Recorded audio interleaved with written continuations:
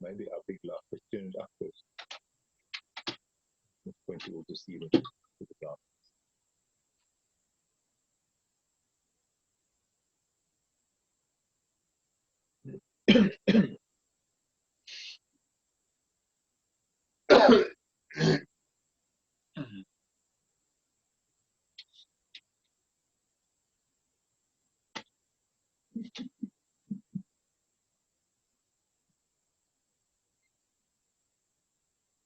Don't get it on faster than that.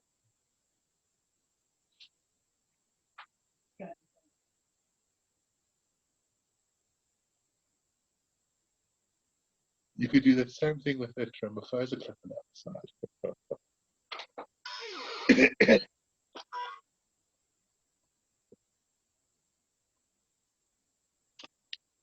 Did you connect it?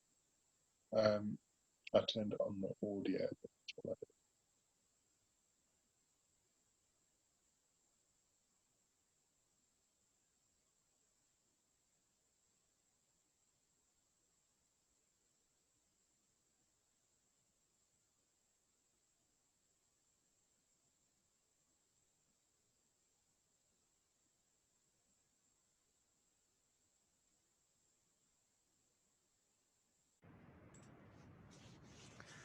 Hi everyone.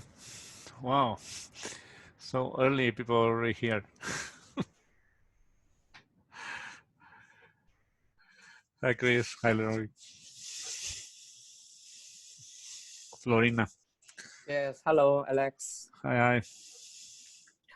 Hi, Alex.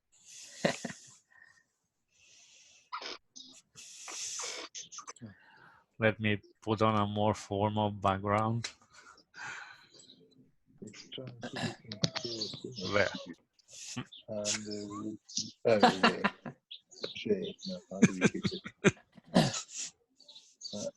Or maybe better this one. You cannot share screen while the other can share. Your bookcase is better. Yeah, I think so. Yeah. It makes me look smart and stuff. It's all for decoration though. Yeah. Virtual background has got this simmering effects, you know, at the background. Say again, sorry? The virtual background, it has a simmering effects. Yeah, yeah. You know, so it doesn't look very nice. This is better. Yeah, I have a green screen. I have a green screen, but I'm lazy to put it on, and then it will be perfect.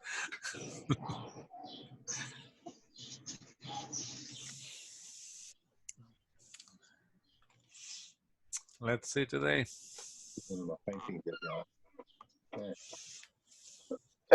Big painting.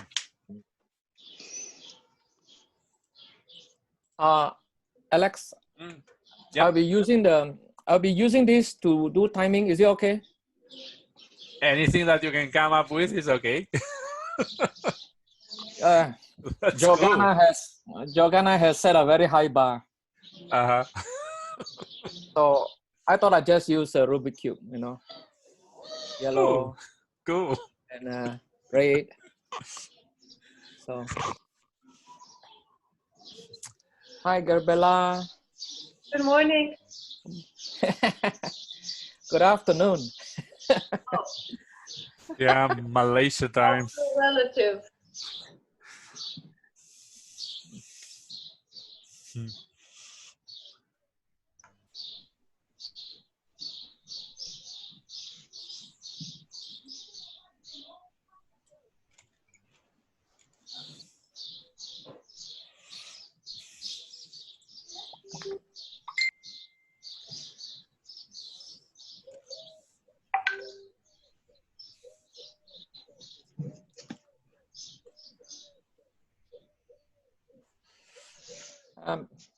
Rebella is the meeting leader, yeah? Correct. Hello, everybody. Hello. Morning. Hello, Lulian. How are you? Good to see you. Good to see you too. Hello, Chris.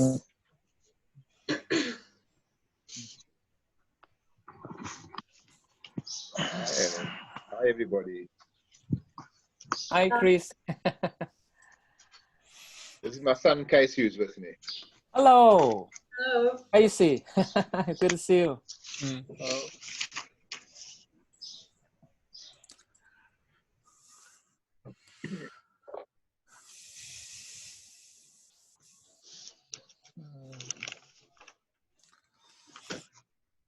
Oh, Hello, Florina. Florina. She's muted. Mm. Hello. Florina. Yeah, Florina. Hello. Hello. Let me check.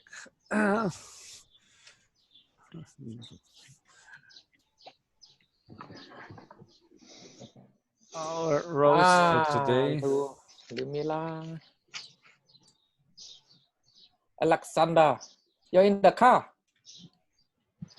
Alex, you are in the car. Yeah. You are in the car and you are doing the hot question, huh? Yeah. In the car itself. Sorry. You'll be doing the hot question master. Okay. Super. He's ready for running away in case people have any questions. Yeah.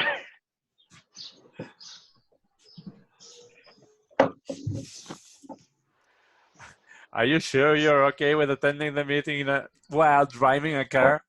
It's supposed to require concentration as well. No problem. No problem. In 5 minutes, I will be on a highway, just straight line and.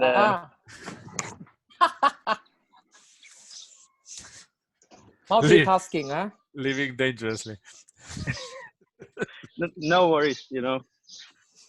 Is it a Tesla? Does it self-drive? It will be good if it's a Tesla, yeah. Yeah.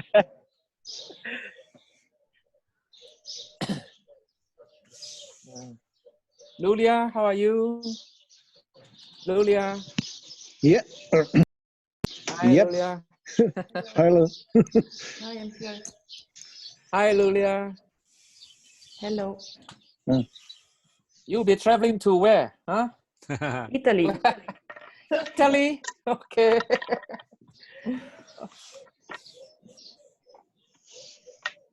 Let me pin you, Leroy. Why? To see you. It's the timer, yes. Yeah. It's a useful thing to do.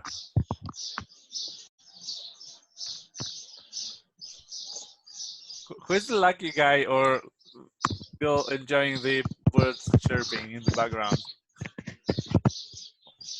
Yeah. There's a bird, huh? Many. Many birds. Hi, Dragon. Hi, good morning, everyone. Good morning. Hi, Dragon. How are you? Good. Very well, How are you? Oh, How are you? Lumila. It's a very esoteric background. What is that? Thank you so much. This is Ukrainian style background. Thank Oh, wow. you. Oh, Thank you. How are you? fine. Looks like a mandala to me. Yeah, in what way is it Exactly. Ukrainian? Sorry. So, Ludmila, in what way is it Ukrainian? So it is like kind of different patterns, which I think that it is Ukrainian. Yesterday I wore vyshyvanka. This is Ukrainian style blouse, like kind of Ukrainian style, blouse, we can say it. And like it matched to my outfit. So that is why I chose this mandala. And besides different mandalas, they have the meaning and they inspire me a lot. Excellent. Thank you for your question. Looks like the subject of a future speech. Oh, good. This is very good idea. I just, I have the fear that very soon our online club will be like, will come to the not virtual thing. And that is why I will not have access to all of you guys, and I will miss you a lot. Why is that? So are you going to switch to your, like, the clubs which you have a chance to meet with everyone physically? I think we'll keep this one going for a while until you are ready to start your own clubs locally. Good idea. The problem is that my job is connected, like, is related to different places. So I travel to different places. That is why, like, this topic is very interesting for me. But the problem is that I cannot come and have it. But online, like virtual meetings, suit me a lot. That is why it's a very great opportunity for me to have you all guys, to learn from you. And it's amazing. It's amazing. I just want you to know that I value all your meetings.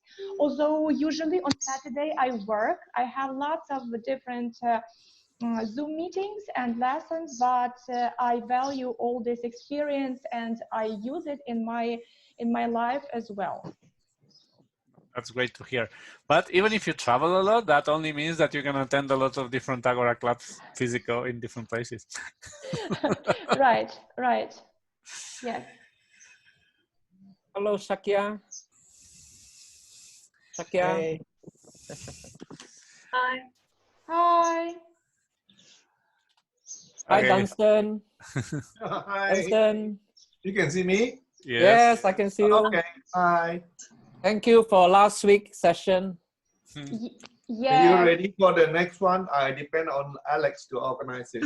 Yeah, we'll I'll bring schedule the it for second sure. one. I'll let you know later on.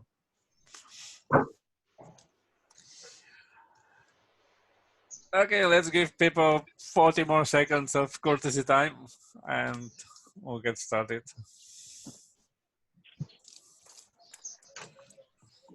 We're missing just one row, and that's Gergana. I don't see her yet, but it's okay.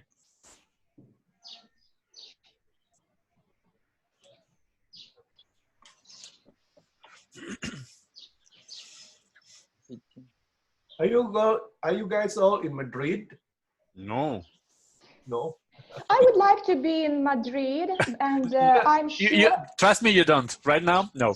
But I'm sure for 100% it is on my to-do list. So I will travel to Madrid, and hopefully we will see each other, and I will visit your club. Excellent. Thank you so much for inviting me for the last week meeting about storytelling. I was amazed by meeting so great people, many great people, and especially the speaker. So he gave so many inspiring ideas to me, and I'm sure that it is, first of all, practical, very relevant for all of us. So thank you so much, Alexander, for inviting the speaker and all of us to the meeting. Thank you. I'll keep you inviting to anything we do because it's so gratifying to hear you. All your appreciation and kind words. Okay, so let's get started. Most of you already know what this is about, but just as a refresher, this is a meeting of the Speak to Lead Madrid Club, which is affiliated with Agora Speakers International. Agora Speakers International is a worldwide foundation. It's a charity, and we're devoted to helping people improve their public speaking, critical thinking, leadership, and debating skills. And we do that through a series of meetings, usually physical, but during the current lockdown situation worldwide, we're forced to do that online. And as you'll see, the meeting is organized in sections with specific people leading those different sections. We are all over the world. We have about 160 clubs in about 170 countries, 70 plus countries. And one of our characteristics is that all our activities and all our educational materials are completely free. However, please remember that our goal is educational. We have a social purpose, of course. It's nice to meet people, but we try to have educational meetings so that this is useful to you. And without further ado, I'm going to introduce our meeting leader for today, Gabriela. So Gabriela, the floor is yours. Hello. I ran through the agenda several minutes ago, and there's not much I have to do, fortunately. But anyway, let's not forget that each meeting is designed to add value to us, to our lives. So without further ado, as I said, I'm going to invite to present actually the roles today. So we'll have a timer. That's Leroy. Hello, Leroy. A grammarian and a filler word counter. That's Chris. The first thought of the day will be presented by Gergana, who I can't see. Is Gergana here? No. Then the second thought of the day, actually the first one, will be presented by Edita. Edita, is Edita here? Yeah, can't see her. Hello, I'm Edita. here. Mm-hmm. And then the other section today we travel to will be introduced by Anastasia. Anastasia, can't see her. Hello. Is Anastasia here? Yeah. And then Julia or Julia. Today, yeah. Today we travel to another part of the world. We don't know exactly where. Then we'll have the hot questions presented by Alexander. Is that okay? The way I pronounced it, is it Alexander? Alexander? Not sure. Then we'll have an evaluator. Shakia will evaluate the hot questions. Alexander will do the speech analysis. And then the language improvement games will follow. Dragan is the listening evaluator. Then Chris will do his grammarian report. Leroy will do his timer report. Koka will be the meeting evaluator. And finally, Alexander will say goodbye to us all at the end of the session. Is that okay with you? So we don't have Gergana yet, yeah? And that's the only role missing. So let's add value to our lives and begin with, let's see how Leroy will do this. So Leroy, have you prepared anything in terms of visual marks? How will you count the speeches? Yeah, I have. Okay, excellent, thank you. So let's begin with Chris. Chris, which is the word of the day for today? What should we use? Hi there. The word of today, well, I was struggling a little bit to decide what to use. And I was in a bit of a dwell this morning, trying to think what to use. So I thought, well, perhaps the best word to use is the word dwal, which perhaps you don't know. It's a South African word. I hope you can get to see it. And it means basically in a dreamy daze state. It is in the Oxford English Dictionary. So it's a word which is accepted into English. It comes from the Afrikaans and probably originally from the Dutch to mean which means the dwala in Dutch is to wander around. And then it became dwal in Afrikaans to basically wander around in your mind, to be dreamy, absent, befuddled. So I'll be counting the use of dwal today. I'll also be looking at correct and incorrect English language, and especially those crutch words that people use. I'm very glad that in the discussion so far, I haven't heard anybody use the word luck incorrectly, because it's a major problem in South Africa. But I'll be listening for whatever you use, and I'll try and report back on it. Well, maybe later you will tell us about what you've just mentioned, why you have this problem with the word luck. If that's what you said, yeah? Now you see, that is one of my pronunciation problems. Not luck, like. Oh, like. L-I-K-E. Okay, okay, thank you. Sorry. You know, people say, I was like at the, instead of using the word L-I-K-E correctly, they use it incorrectly. I think it comes from the Americans. Okay, thank you. Right, so guys, don't forget we'll have to use the word dual today in our speeches as much as we can. So I will invite Edita to do so when she presents her thought of the day. Edita? Hey. Hello, everybody. Today and yesterday in my country, in Ukraine, we are celebrating the time of remembrance and reconciliation for those who lost their lives during the Second World War.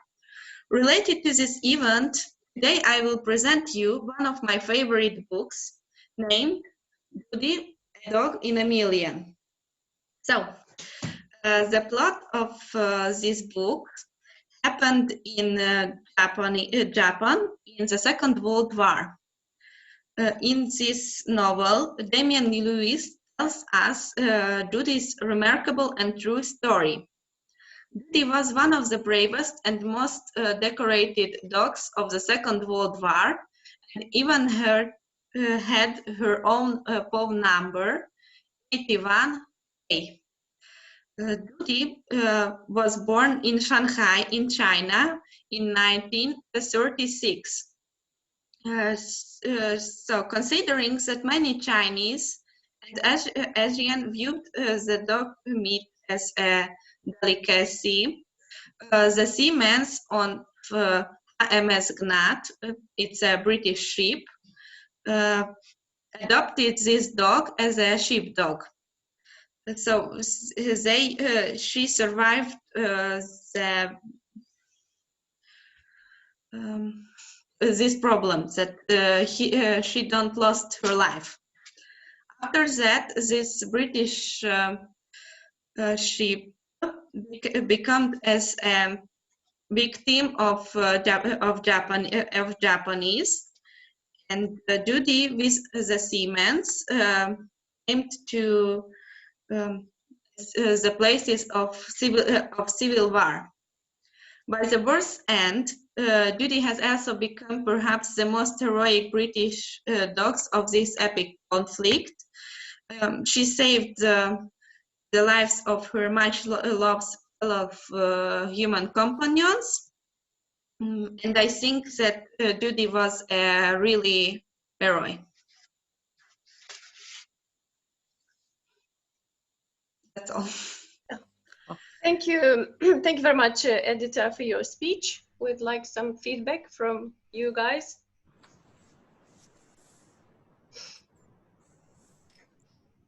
I cannot use dva in this speech. Yeah. So who would like to say a few words about Edita's speech? Come on, don't be shy. Can I say something? Of course. Hello. Yeah. I think when it is a story, right? Perhaps you can learn how to script the what we call the key points, so that you follow one point to another rather than thinking of what's next. When we tell a story, we have to have an outline like that. If you just jot down the key points, then it's easier when you tell the story. You don't have to worry about, oh, I have forgotten something. And that's all I can say. Thank you. Dunstan? Yes. I have a couple of things as well. I like that you had a clear goal and a clear message that you wanted to transmit, and that you even used the prop of visual aid, as we say. when you show the book, I would just hold it a bit longer because it was like, ha, blink and you'll miss it. And I particularly like that, although you lost a bit your thread of thoughts a couple of times, usually people will start getting nervous and start apologizing and stuff, but you didn't do that. You just moved forward, continued. That was great. I'm not sure if you were, did you have that speech memorized or something like that? I wrote it down and I memorized it because I translated it from Russian. I always translate the speeches from Russian, Ukrainian, or Hungarian, and Romanian. Goodness. My point is that it showed, especially in your body language, with your eyes looking up, like trying to, it's a common gesture when trying to recollect something. It's like accessing the archive up there. And try not to memorize speeches. As Dunstan said, and I fully concur with that, try to have just an outline, memorize only specific parts of the speech, like openings, endings, and quotations that you might use, but otherwise speak of the heart. Even if you don't really say everything that you wanted to say, just have an outline. And in that way, first you won't get ever lost because there is nowhere to get lost from. And you don't need, and you can focus on your, especially the eye contact is super important when given a speech. Okay, thank you very much. Edith, I have a question for you. Did you say you write speeches in Russian, Ukrainian, Hungarian, and Romanian? Yes. So do you speak all these 4 languages? Yes, in the mother tongue level. Oh my God. Okay, great. Can I say something? Yes, of course. Okay, as a timer, I have green and yellow. I like that. Red. Green means you have just arrived to the minimum time. So you are given 4 minutes. So when I show green, means you have now finished 2 minutes, but you have 2 more minutes to go. So at the 3 minutes, then I will show the yellow, means it's time for you to wrap. And if you have reached the maximum time, then it will be the red. And 30 seconds after the red, you're still talking, then we'll start clapping, means it's time for you to keep quiet. So so don't be troubled when I show green. It means you're still good. Keep on talking.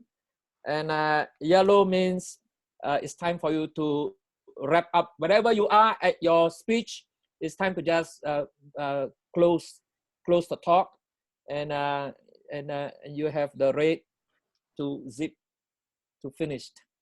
So that's what this is all about. Okay, thank you. Thank you. Any other feedback? If there's no other feedback, we can move on to Today We Travel To. That will be Anastasia's speech. Okay, for Today We Travel, you are given 6 minutes. 4 is the minimum. So I will give you the green. And then at the 5 minutes, it will be the yellow. And 6 minutes is the red. Okay, so 4, 5, 6. Thank you. Thank you, Leroy. Anastasia, the floor is yours. No, we can't hear you. No.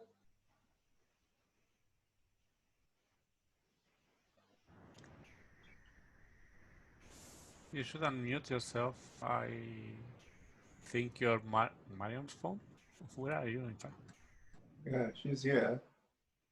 She's here.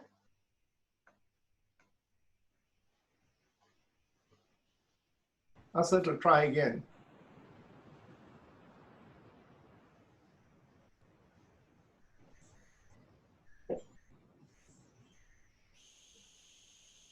Anastasia, can you hear us? Can you hear us? Mhm. It doesn't appear We- her mic is muted.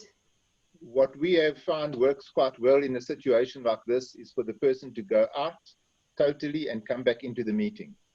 Yeah. Yes, maybe you should disconnect yourself and then come back again. Yeah.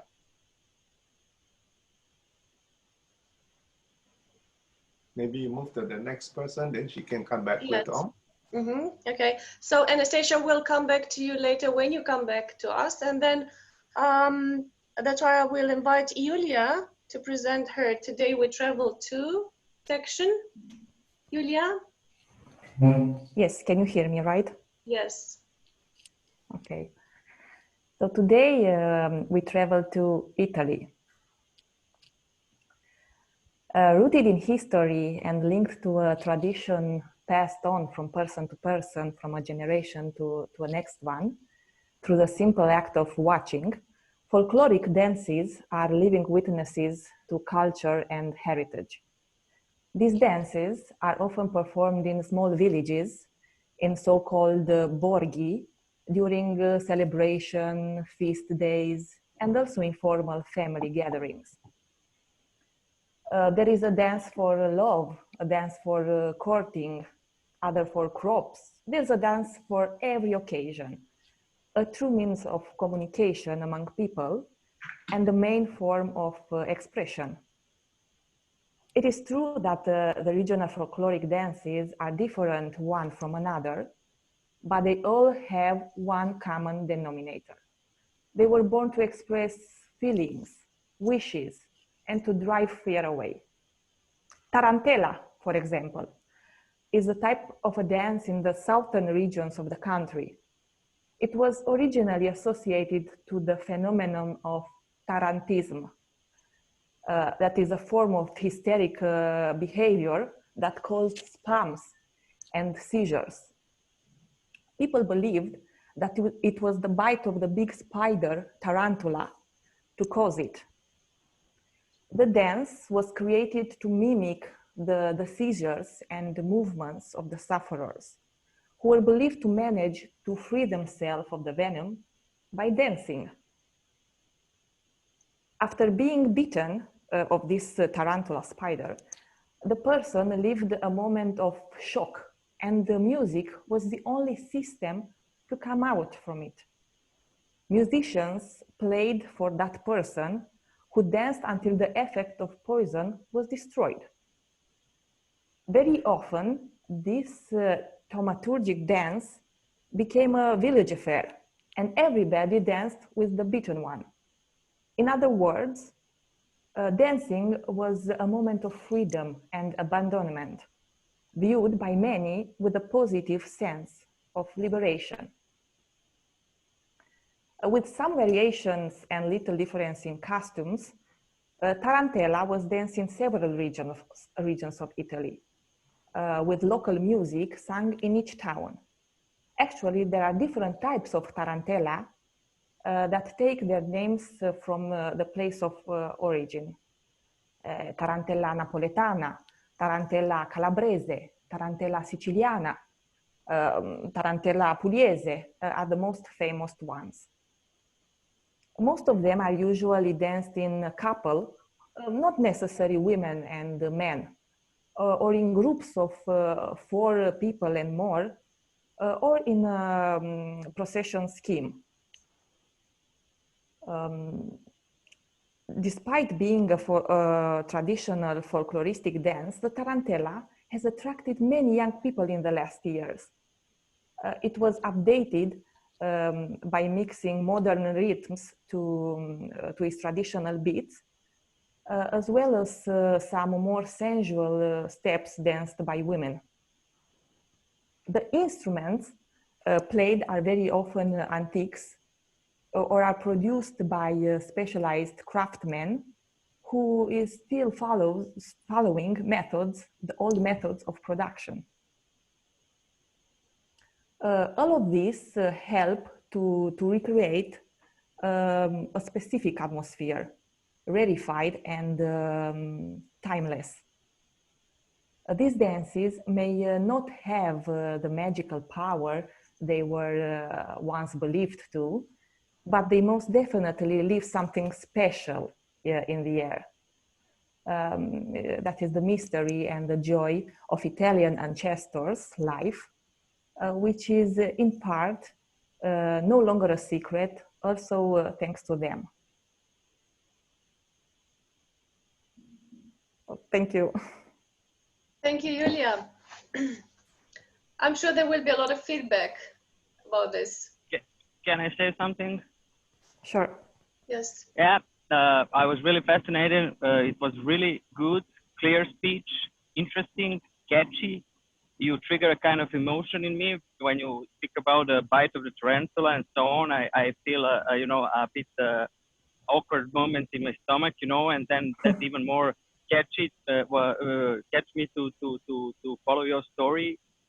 Yeah, I really like your story. I think you really, how to say, make clear and good, how to say, real clear with a good tempo, and you really took my attention to listen you through the whole speech. Thank you.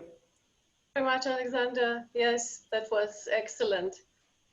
Anyone else would like to speak about Julia's speech and tell her a few things? Okay, I will then. Julia, what was your collective, by the way?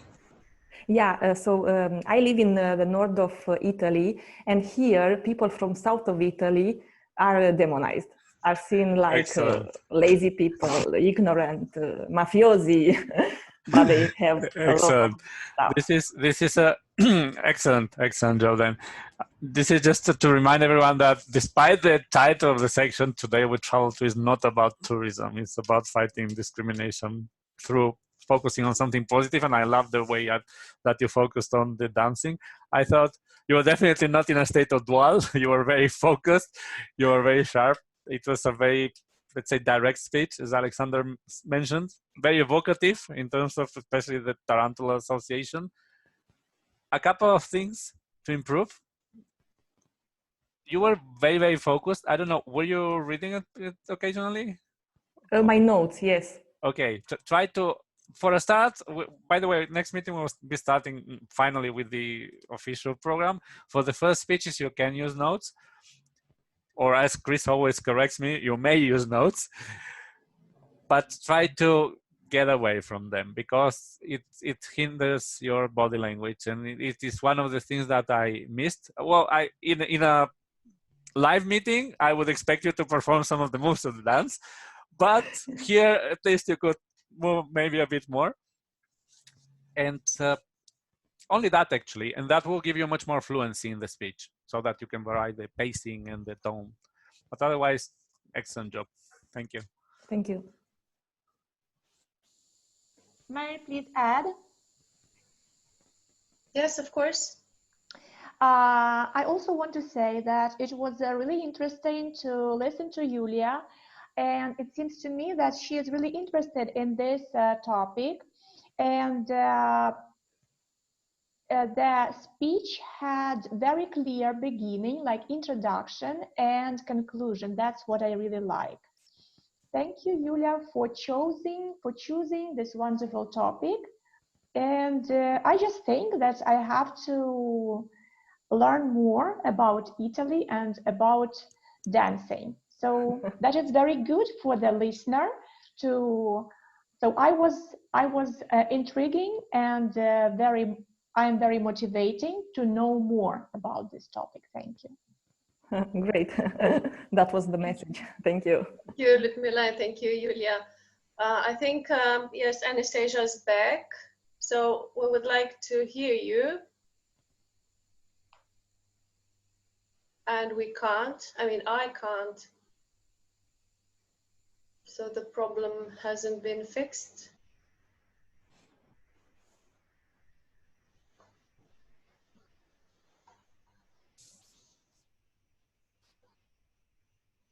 No, we can't hear you.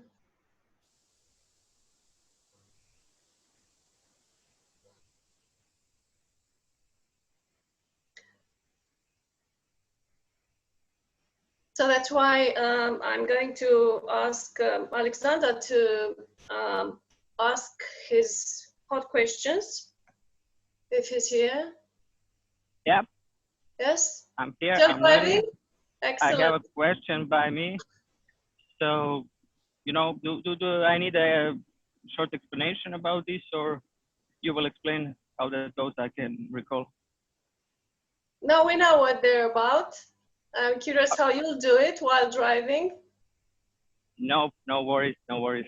I Everything is am. under Yeah, control. well, So You're just out. driving and speaking at the same time and watching the video. Yeah, I'm now. It's not possible at the same time, but you know, I'm kind of switching from road to video and so on. Oh so my God. In many countries, it's illegal. I'm not sure if it's legal here, but I don't check if something is illegal or legal until they told me. It Tell me. happened. Yes. So do we have any volunteers? Yeah, sorry. I was thinking maybe we should skip this section too. I mean, it's really dangerous. But anyway, if you know better what you're doing, so please, Alexander. Yeah. So yeah, I would like to ask: is there any volunteers who would like to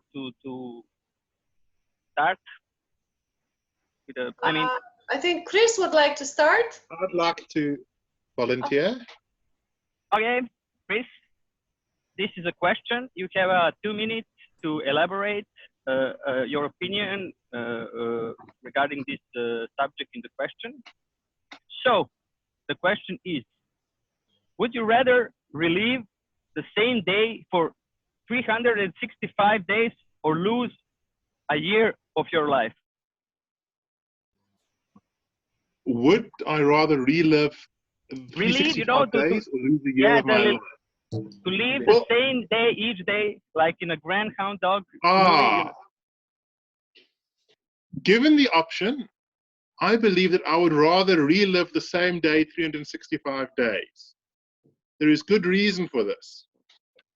You see, first of all, if I'm reliving the same day a lot of times, I can try things, I can experiment, I can see what happens if I change this, what happens if I change that.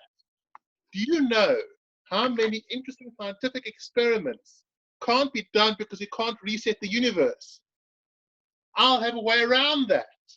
I'll be able to see whether certain things are truly random or are somewhat determined by the previous state of the world. On top of this, as it happens,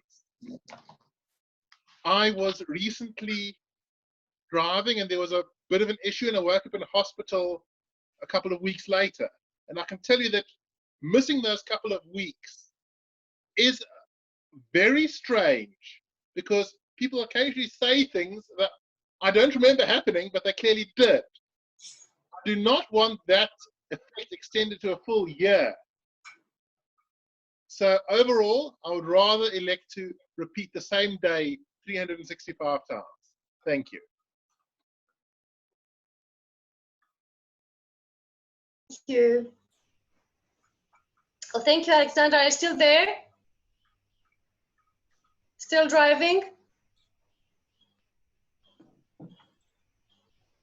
Alexander? Yeah.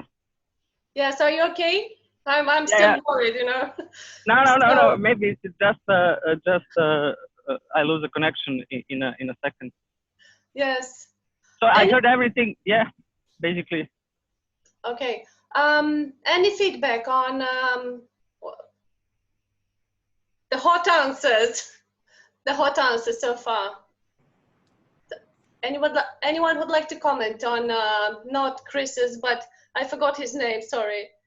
The mic, please. JC. Casey. Okay, thank you. So, anyone would like to comment on this?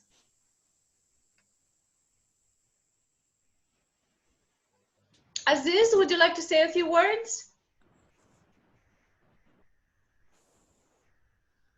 I'm waiting for more. Please give me some time. I will feedback later, not now. Okay. Thank you. Then Christina, maybe?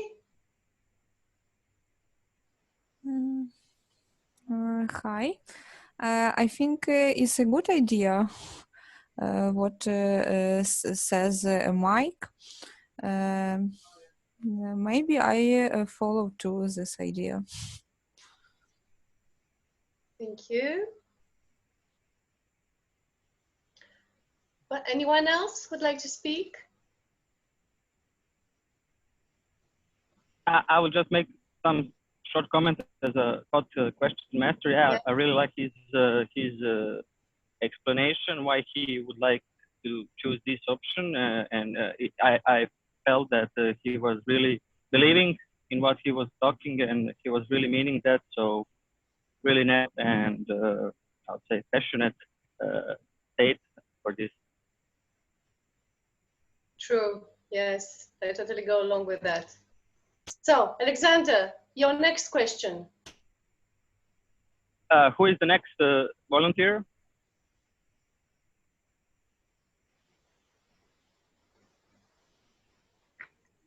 I can try, but can you hear me? Oh, yes. Yes. Great. Yeah. The best achievement. The question is, does Facebook need a dislike button? Yes or no? And why? Okay, do I have 2 minutes or? No. Yes. You have 15 seconds to think a little bit about this. And Okay. I think yes. My answer will be yes. Facebook needs this button, and not only Facebook, but we users need this button because we are showing our decision or our opinion when we can choose if we like something or not like. And I really like the way how Facebook changed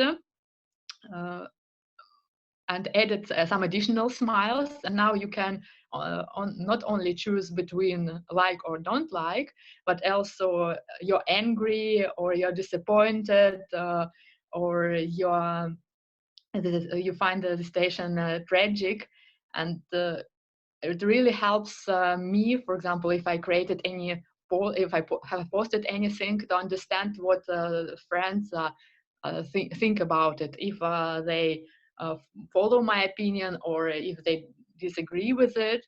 And I guess Facebook did a really good work when he offered us a choice between at least like or don't like, or even other emotions what we can show in the network, in the internet. Thank you. Thank you. Any comments on this?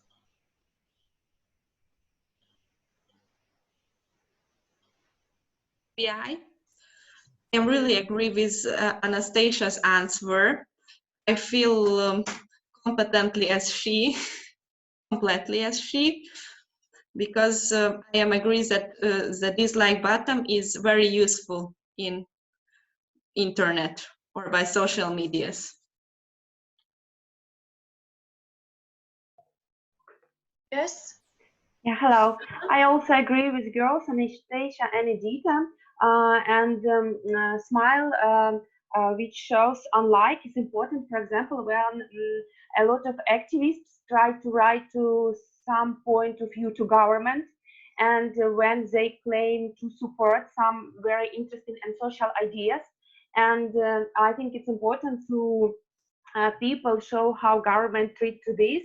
And also government may see people like this idea or dislike, maybe people want to change something. So in this way, I think community may show to government their opinion. Thank you. Thanks. Thank you, Svetlana. I think we still have time for one hot question. Yeah? Yeah. So Yes, I'm ready. Mhm. So who volunteers for the next hot question?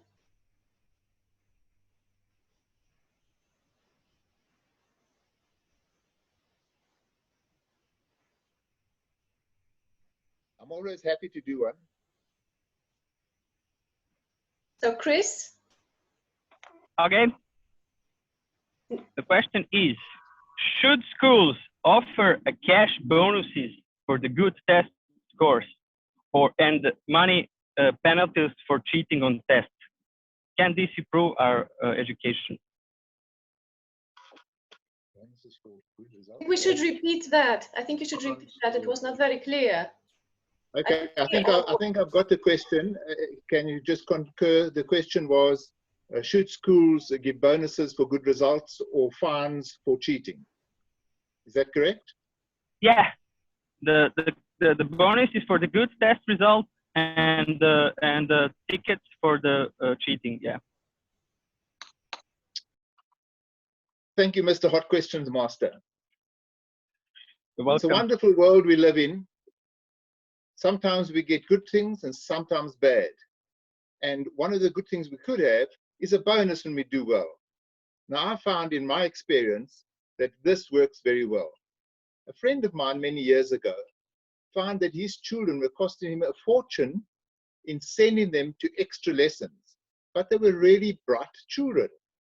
And it wasn't necessary for him to send them to the extra lessons, except that they were not doing well. So he found that if he rather gave his children a bonus for doing well, they suddenly did well. I did that with my children as well. What I did is for each child, according to their ability, I set a limit. If their marks were above that limit, they got cash. If their marks were at the limit, nothing. If the marks were below the limit, they got to pay me some money. It worked wonderfully.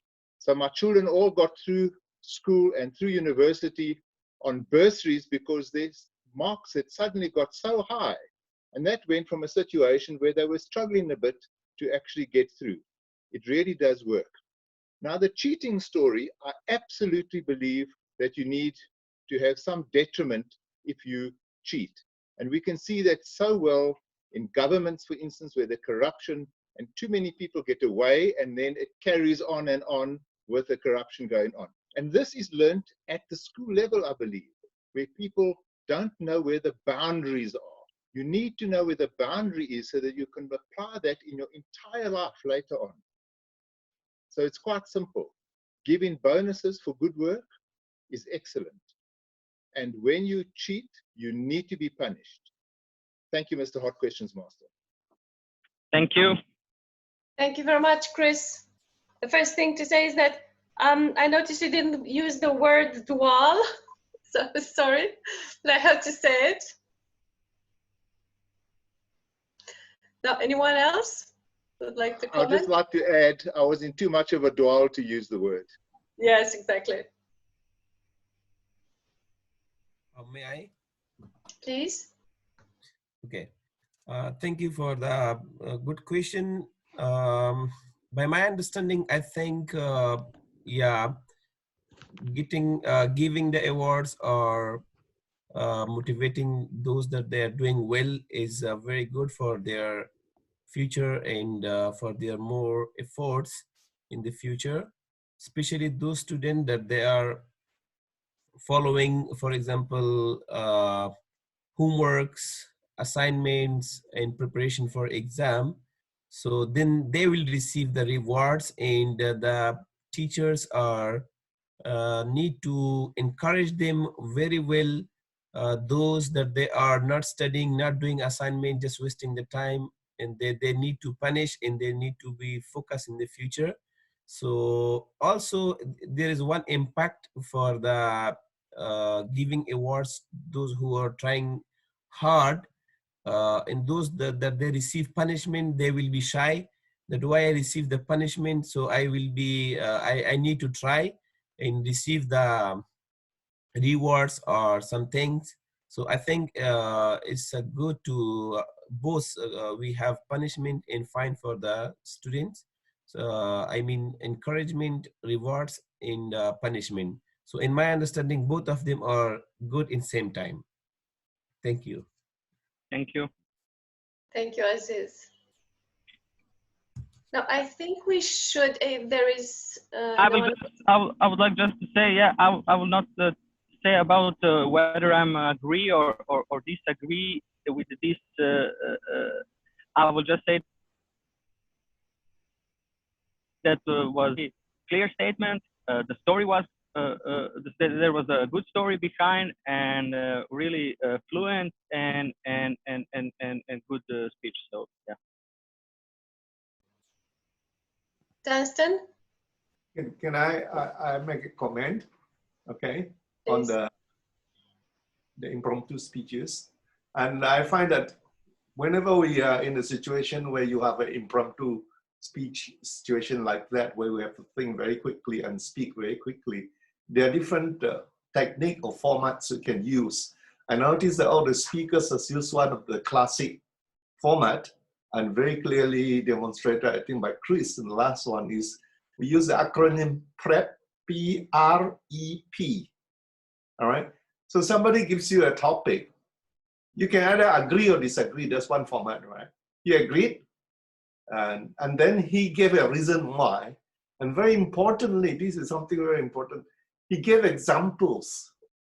He relates from his experience certain thing, and then he end up by restating the position again. So PREP stands for proposition, reason, example, and proposition. So if you use that, then you'll find that the speech is very kind of complete. And I think all the speakers did that to a great extent. But if you do it consciously, it's even better, rather than just think of it as you're speaking. So you know, okay, I agree or I disagree, right? There's a reason why I agree or a reason why I disagree. Then you give examples. That's where you can extend a bit. That is part of your storytelling. And then you go back, see, after all these examples, my reason, that's why I agree. So it's a very complete speech, particularly one by Chris, is very clear. Thank you. I would like to add something to what Dunstan said. I run a debate club, and well, my students prefer another acronym to organize their speeches on.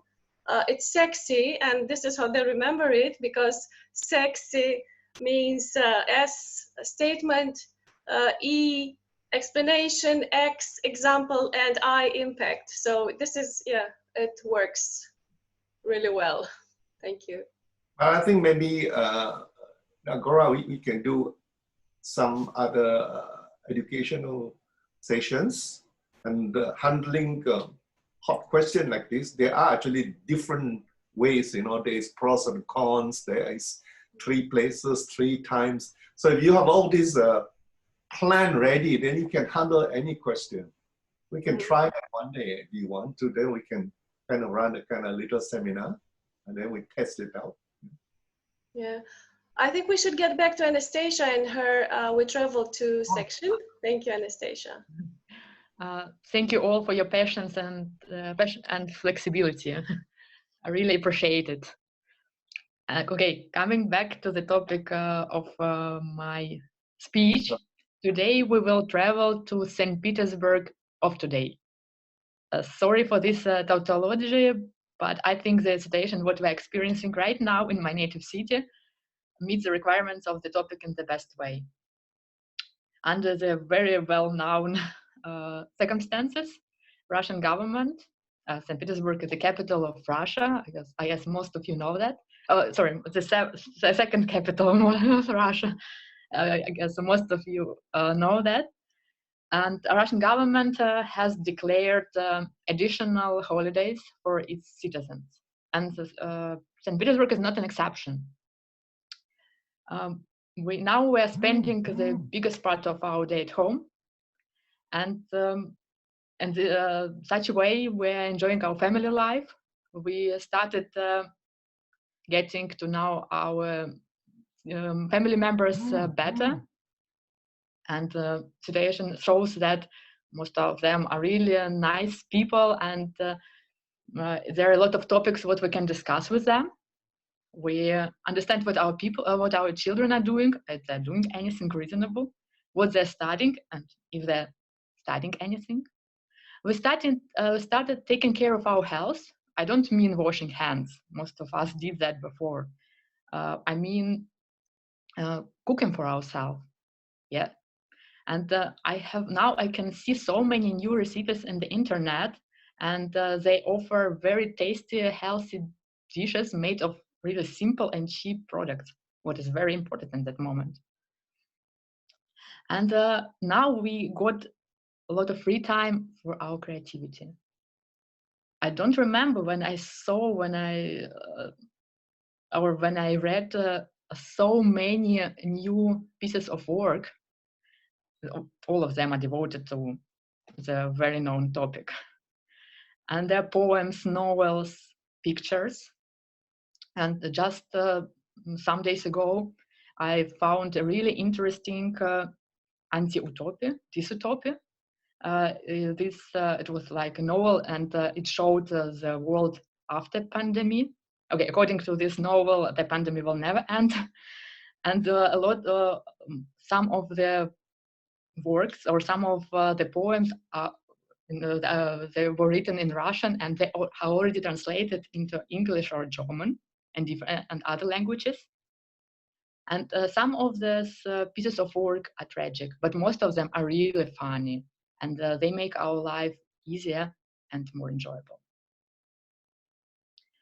And St. Petersburg, as probably most of you know, is one of the most beautiful cities in the world. Okay, I think this is the most beautiful city in the world. And now I have the best opportunity ever to enjoy the beauty. The cities are not overcrowded, and I can look at my most favorite places, St. Peter and Paul Fortress, or the Hermitage, the Russian Museum, from each side what I would like. And I don't worry if any tourist will just appear in front of me and spoil my photo. Yes, there are a couple of people around, but they're staying 200 or 300 meters away, and they trying not to look in my direction, not to see in my direction. And now I can make the best photos ever.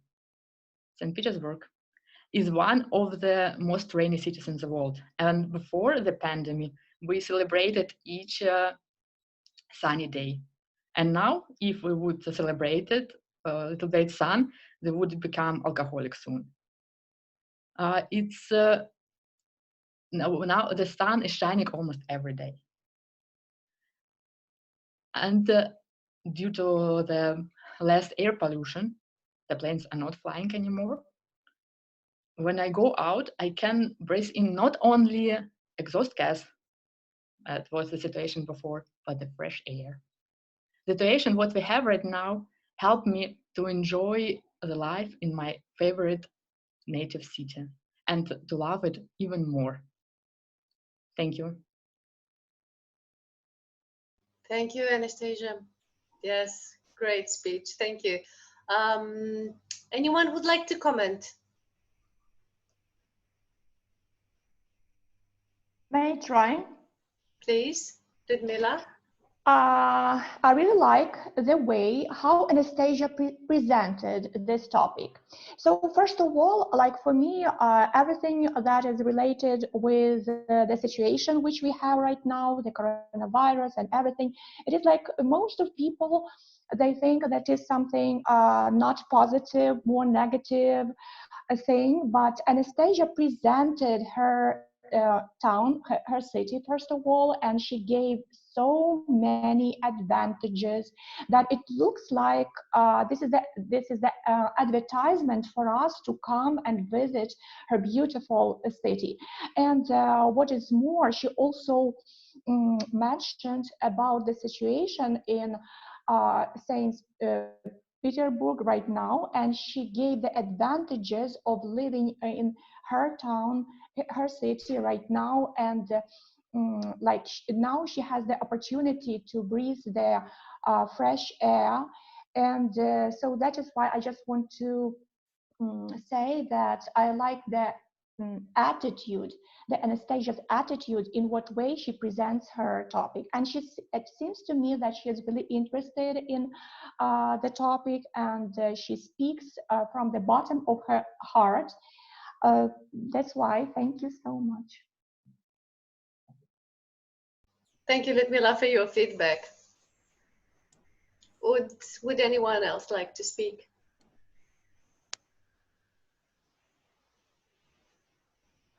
Okay, let me add then a couple of things. What was your collective, by the way, Anastasia?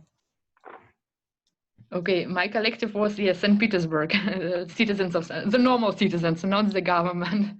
Are they being discriminated or demonized in some way? Yes, because it's afraid. They're afraid of this coronavirus due to mass media and due to the government. Where, yeah, about all this news that so many people are dying from this the illness and so on, disease. I find it discrimination, dehumanization. Okay. I like the way that you spoke, as was mentioned before, from a very personal perspective. It was introspective, a bit more reflexive way, meaning what can we extract positive from this situation. You are very natural. That's always very good. And I liked your persistence despite all the, let's say, problems with the microphone. That didn't impact even a notch on your control of the situation. Actually, we have on the advanced educational path, there is a set of activities called Against All Odds that simulate failures of things during the speech, and you have to overcome them. Some things I would improve is a bit more focus on the speech, because it seemed to rumble a bit too much. There was not a very clear structure, and it seemed like you wanted to prolong it because of that. You had whole paragraphs starting with and this and that, and try to have more fluent transitions so that it has a more coherent aspect. One thing I would also suggest is when we won't make that kind of stupid mistakes, as you mentioned about St. Petersburg being the capital of Russia. Instead of apologizing, just turn it into a joke or just turn it into something personal. Like you mentioned that St. Petersburg was the most beautiful city in the world for you. You could have said something like, it is the capital for me, at least, because I love it so much, even though officially it's these guys down there in Moscow. But apart from that, loved it. Thank you so much, and happy Victory Day to you. Thank you, Alexander, for your feedback. I wonder if there is anyone else who wants to speak, because if not, we can move on. I think it's your turn, Alexander, with your... Akia has to evaluate the hot questions section. Yes, we have to evaluate the hot questions. And Alexander, we're coming back to you. The driving, Alexander? No, Shakya is the evaluator of the hot questions. Shakya. Yeah. Yes, Shakya. Shakya.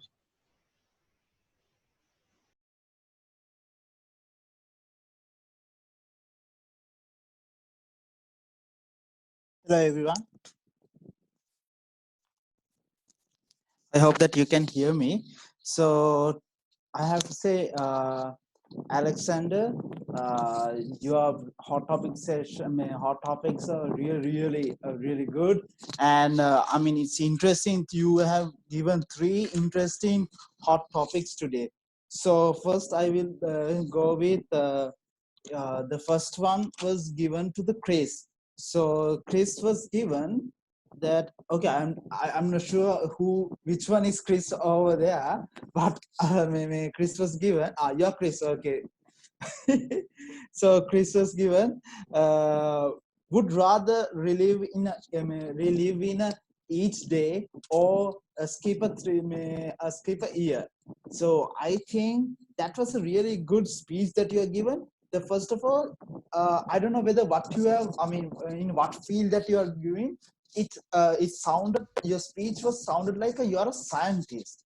The way that you spoke was like a scientist, because it's more like, remember, you more intend to do testing, and you more tend to do more kind of like a research in everything in your life. That's one of the qualities that we need to have as all human beings, to to test and to to drive ourselves forward. So that's a hidden message that what I found in your speech, that we have to try and try rather than skipping. So in the other topic which is in that speech was that, rather than whether you do it, try it, or whether are you going to skip it.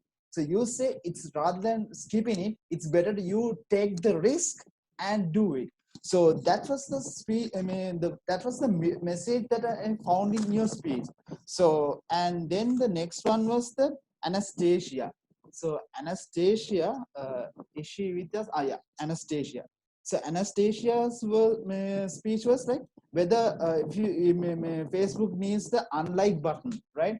So in there also, I mean, everywhere in every speech, what I got, it was like there are hidden messages in every one of your spoke, right? So in the Anastasia's speech, what the hidden message that what I took was the independence, the use of the media, and also the show of emotions, the independence of showing our freedom of showing our emotions. Because in some countries we don't, I mean, we it's been restricted to show our emotions, and we can't express ourselves to to others.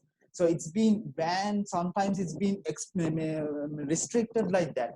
But in a Facebook, I mean, like social media, where people are expressing things. So in the buttons, like there also, in the speech what I got to know from her also, she expressed that even the simple like button and the unlike button, where people are tend to express their emotions towards that. So, and she said that it's good to have the unlike button as well. So sometimes some posts and some things we need to show that emotions for the unlike button as well. So that was a really good speech of your from you as well, Anastasia. And then again, Chris again, I mean, Callaghan, I don't know whether it's the surname or the so I'll just go with the Callaghan then. Your speech was again a controversial speech that is being given by our hot topic question master, right? So which is that whether students needs to, whether who may do great in studies needs to get bonuses and also get a treat, and the ones who cheat needs to get punished. So actually in your speech also, what I like was there was a hidden message that in your speech, that the why the world is being corrupting, because of the in the school itself, when they are not being treated, and where they have not been punished for the for those little punishments that they could have done for them in the little stage. So in the little stage where we can change the mindset of that child, so he won't become a theft like that. So that's what the hidden message that I got it from your speech as well. So overall, I think these three speeches were really, really good. And I thought of that when it comes to Chris again for his first speech in there, I really like the way the flow of the speech went. You had a flow from the beginning, the middle, and I mean the middle. You had the message with that message as well. So I really like that. In Anastasia's also, I like the message in your body, the message in the speech. The body message was there. And Callaghan, again, you had the all three sorted out. And for the I would say, as a evaluate, I have to say some kind of improvements as well. So the only improvement like I have to say is that what I saw that every one of you use the use the time only for the green card. So it's better if you drive yourself for the yellow, at least for the yellow card. Now, as you can see in my evaluation, I drive myself for the yellow card. Now, I even finished my, my evaluation before it's turned to yellow, but I drive myself for the yellow. So that's the thing, and I hand over to you again, Alexander. Thank you, Shakia. Alexander, I think it's your turn. Thank you, Gabriela.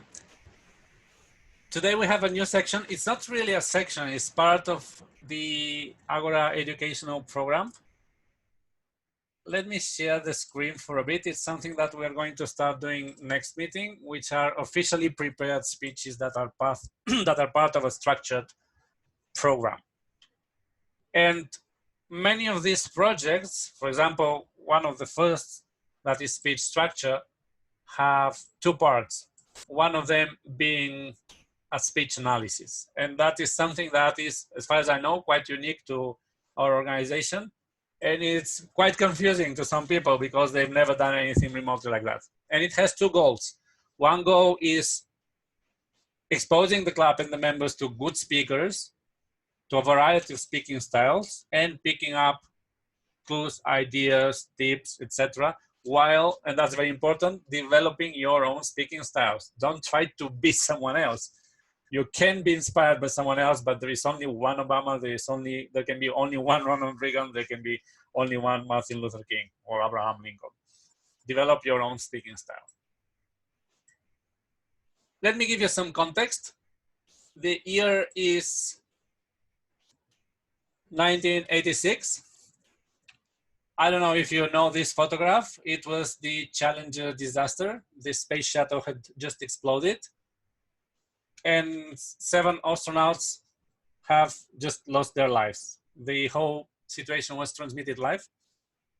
And it was aggravated by the fact that among the astronauts was a teacher, Krista McAuliffe, and there were a whole lot of children watching. So the whole nation was in a wall. They were confused, perplexed. And the speech that I've chosen is a speech by Ronald Reagan. That was the address immediately after the disaster. Usually, I would have to send to you the speech before that so you can listen to it. But for this particular occasion, so we'll watch it live. Just give me a second to make sure that I'm sharing also the audio from the computer. Okay. One of the first things, when you analyze a speech, it's always from a particular perspective, at least in the educational program. It's not a general analysis. So as I'm illustrating how to do speech analysis for one of the first projects, which is speech structure, I'm going to focus on speech structure. But you can, of course, mention other things that you liked in the speech. One of the things that you always need to do is identify what kind of speech you're watching. There are only a limited number of speech types. It can be persuasive, it can be informative, it can be entertaining. What's the purpose of the speech? What's the objective of the speech? Because all speeches have an objective, or should have an objective. They are not just for scratching our tongues. And especially, what's the audience? I'll say about these things at the end, once we watch the whole thing. But let's listen to the different parts of the speech. We start with the opening.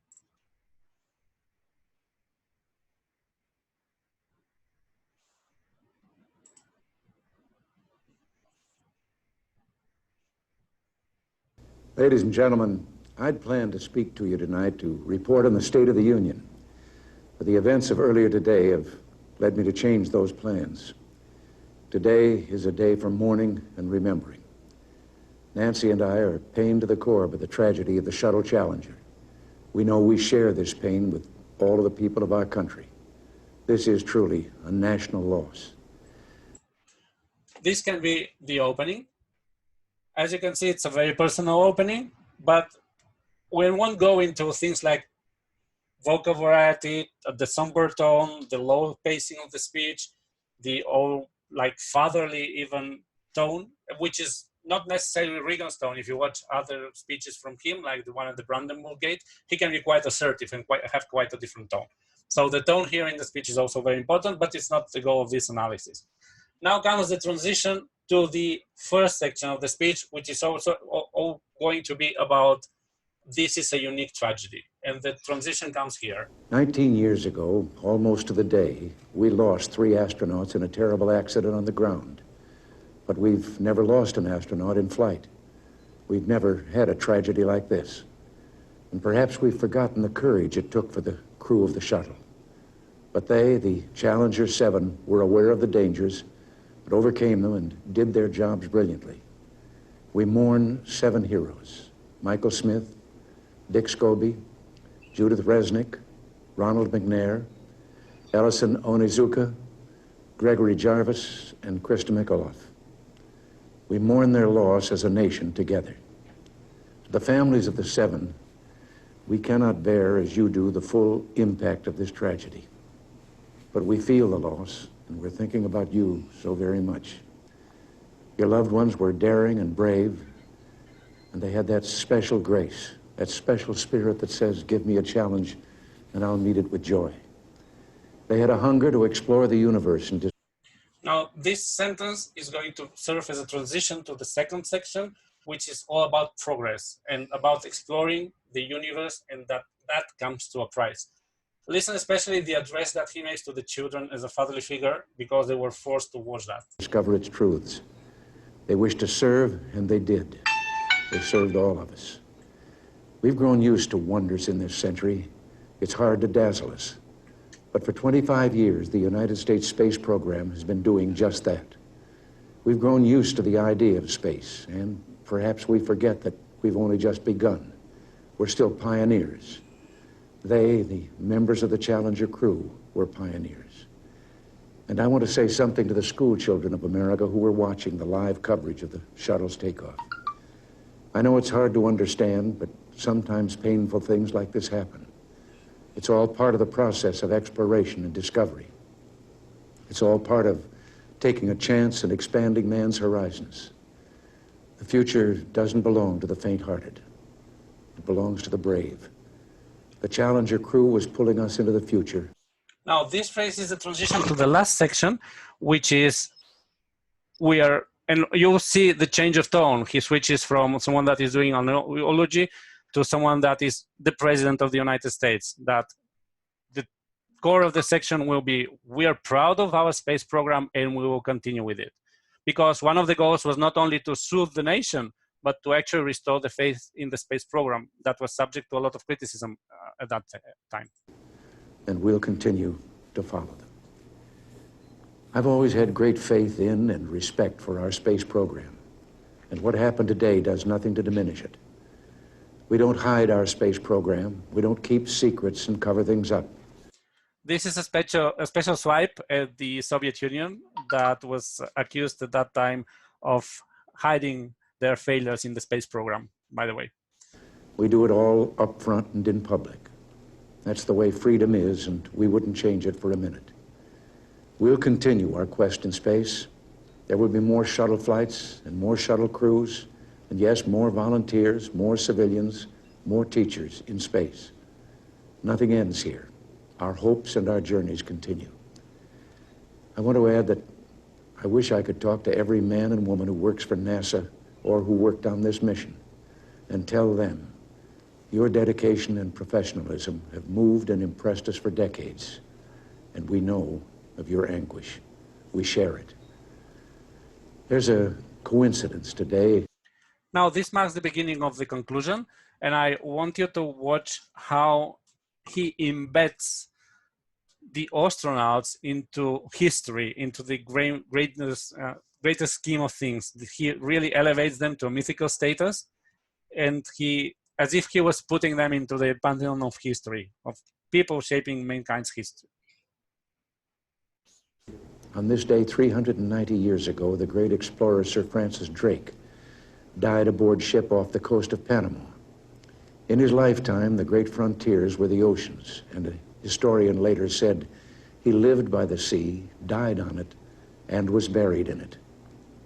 Well, today, we can say of the Challenger crew, their dedication was, like Drake's, complete. The crew of the Space Shuttle Challenger honored us for the manner in which they lived their lives. We will never forget them, nor the last time we saw them this morning, as they prepared for their journey and waved goodbye and slipped the surly bonds of earth to touch the face of God. Thank you. This is the end of the speech. I want also to draw your attention to the fact that he ends with a quote, although it's not obvious necessarily, but that expression, touch the face of God, comes from a poem by John Gillespie, who was a World War II aviator in the United States. So it doesn't, you don't need necessarily to cite or mention the person that you're quoting, especially if it doesn't add anything of value. Yeah. Like in this case, Reagan ends on a very high emotional note, and anything he would have added at that point would have made it, how to say it, decrease the emotional impact. Which were the audiences of this speech? I hope you have identified, of course, the American nation, but we have also the families of the fallen, when he directly mentions at the beginning that he cannot imagine Nancy and he cannot imagine the pain that they're going through. The school children, the Soviet Union, and NASA employees. I also want to highlight the personal tone and the contrast between the first section and one of the last sections, in which in the first section he speaks like a father, like a member of the mourning community, and in the last section he is very presidential, very affirmative, very assertive, and the high note there is nothing ends here. We will continue and we will persevere. And you will see that that's part of a different analysis, but you'll see that the body language is very contained. So back to you.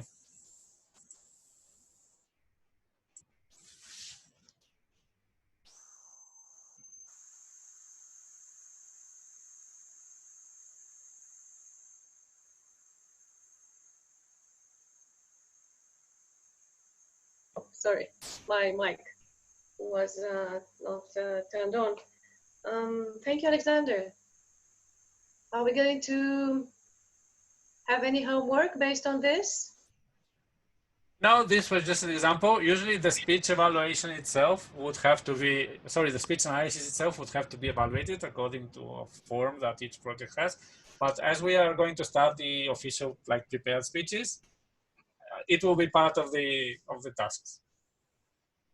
So we should proceed now with the language improvement games, yeah?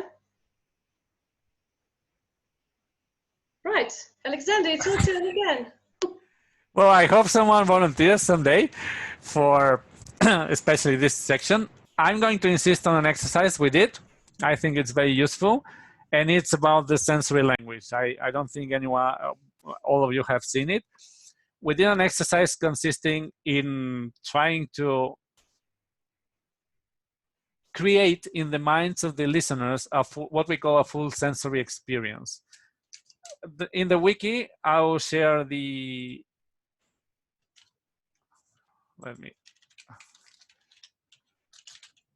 I'll share the link in the chat.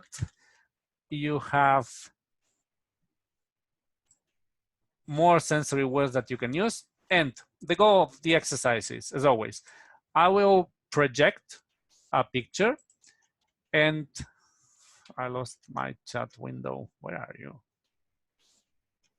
Okay, here it is. There you go.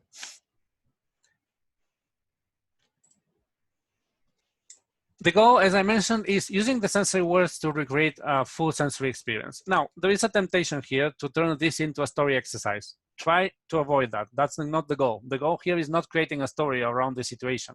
The goal here is freezing the image time, picturing yourself in that scenario that I'm going to show, and trying to come up with a description of what you're seeing, what you're hearing, what you're smelling, what you're tasting, what you're touching.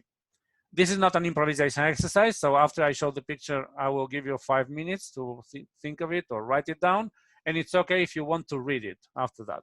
What's important is that you try to use words that describe as many sensations or feelings as possible. Last time we did this, I mentioned that there was another part that were words of motion, and some may recall or might know that people are usually divided into 3 main categories in the way they perceive the world. Visual people, that are like the huge majority of us, then people that are auditory, and people that are kinesthetic, that are more attuned to listen to words related to motion. So without further ado, this is my picture for today. And remember, try not to turn it into a story. You are there. What does this elicit in you in terms of feelings, emotions, perceptions? So 5 minutes.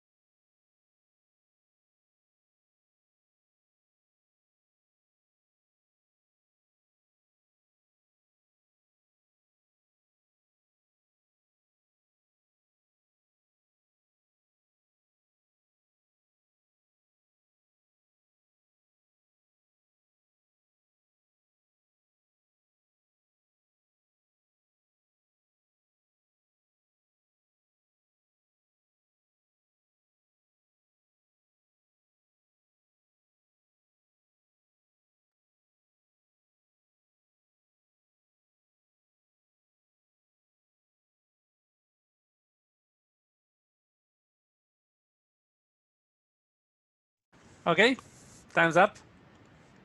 Let's see. Is there any volunteer that wants to give it a shot?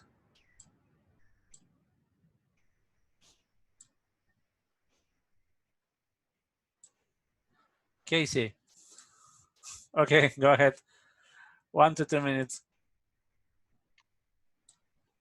I stand on the rocks. They wobble slightly underfoot. My footing isn't certain.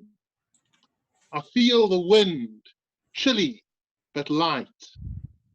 I smell the sea, the sense of ozone and salt in the air. I hear the ravens cawing as they fly past and around. The wind may be light, but I hear it whistling through the stone of the distant castle. And I know that while it may be chilly out here, that looks like a place that is a warm interior. It definitely looks like it's worth a visit. Little patches of brightness as the sun shines through the clouds onto the stone. And it looks like the place to go. Thank you. Thank you so much, Casey. I missed the sense of taste, though. Did you mention anything related to that sense? Not directly, no. Okay. Okay. Great example, though. Very vivid, very descriptive. And remember, we're always mentioning that you have to use vivid language in your speeches. Of course, this is an extreme. Like, this exercise encourages going to the extreme. But since we're usually at the other extreme, not having vivid language at all, hopefully we'll achieve some balance. Anyone else? Can I? Sure, Shaka. Go ahead.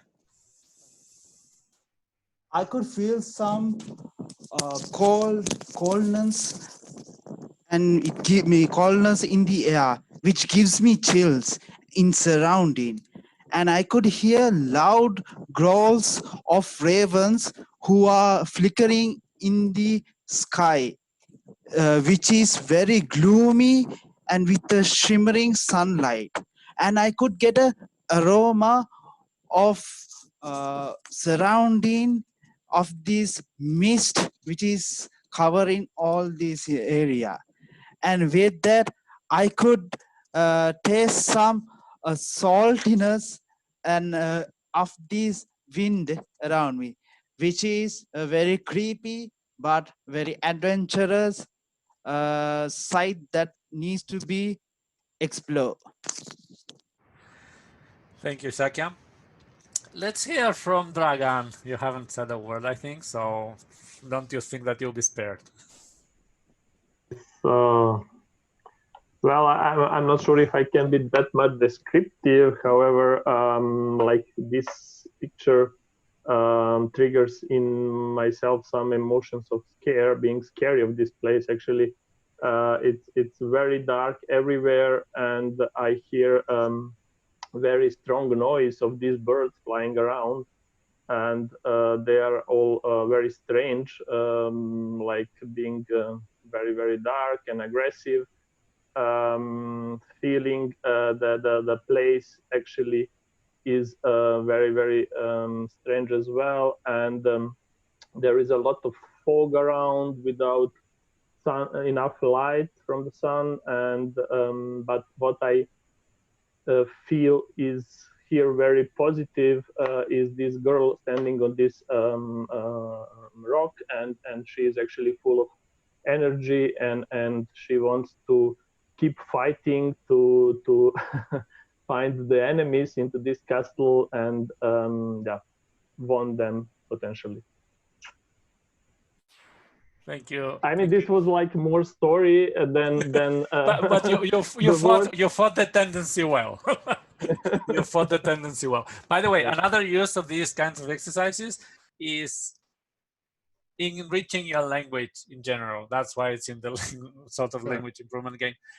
Because we usually, as it happens with knives, for example, people abuse it to death, or the sound of birds. Here you are encouraged to use other verbs like tweet, chirp, shriek, howl, growl. There's a whole set of words that you can use for describing different sensations. So if you haven't looked at it yet, from last meeting, the one before that, please do have a look at the section of sensory words in the wiki, and there are still more. That is only a subset. Let's hear also from Cristina. Yeah, you. Okay. I cite dark, relax for beautiful girl, maybe devil's girl. I hear noisy voice birds, song girls. I can feeling smell foggy, small dangerous. It's taste like something dangerous. It's touch like something have happened just now, and we don't know what happened. Thank you. Well done. I loved your metaphors. The way you said it tastes like danger and it touches like something that was great. That was very poetic. Thanks.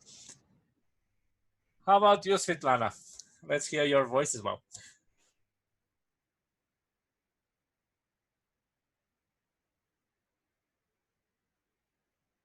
You have to unmute yourself. Yeah. One moment.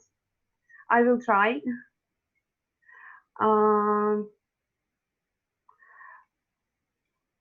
One moment. I don't see pictures now. Okay. To be honest, I don't feel comfortable to be there because it's not my pleasure to be there because of darkness, foggy and gaudy. I feel some smell, and as for me, it's a bit polluted odorness. I hear loudly voice of black birds and how they yell. I feel their cold place, and even girls dressed very easy. I feel they're a bit cold. Also, I think they're ripe air, and I see pulsating moves of birds, and it brought me some worry. Thank you. Thank you, Svetlana. Well done. Florina, do you want to try?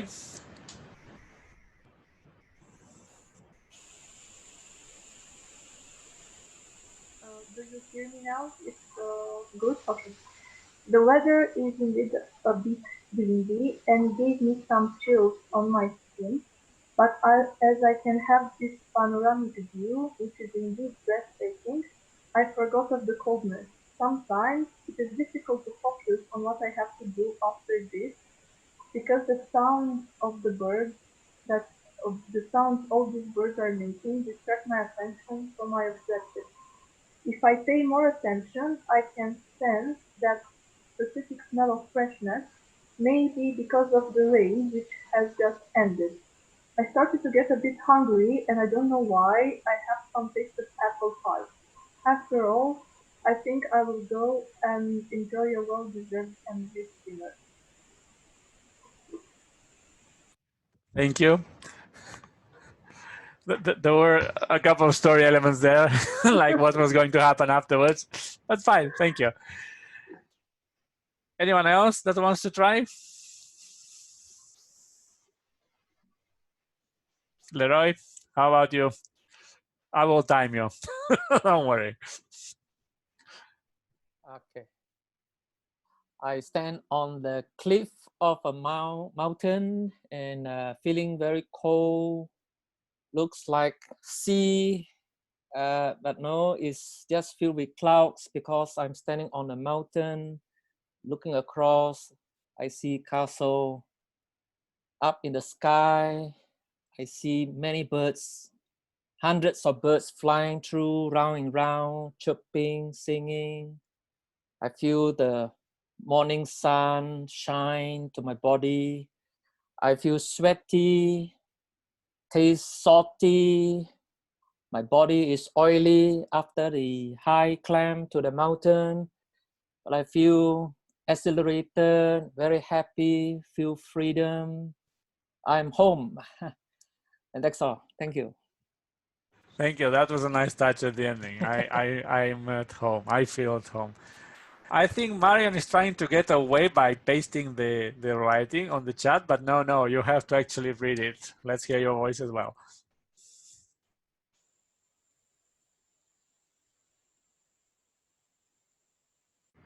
Marian?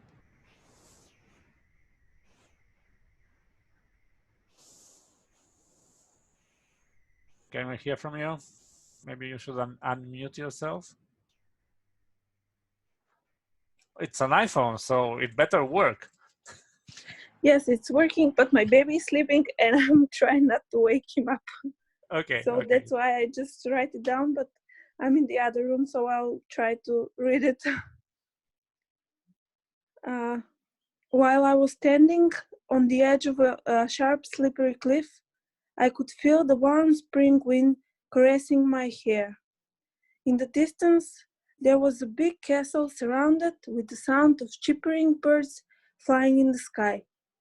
I could smell a sweet honey-like smell that I could almost taste it. Right beneath the castle, the fresh fog was hiding a secret that I was ready to explore.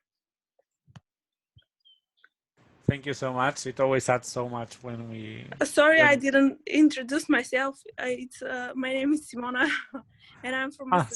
Sorry. I'm sorry.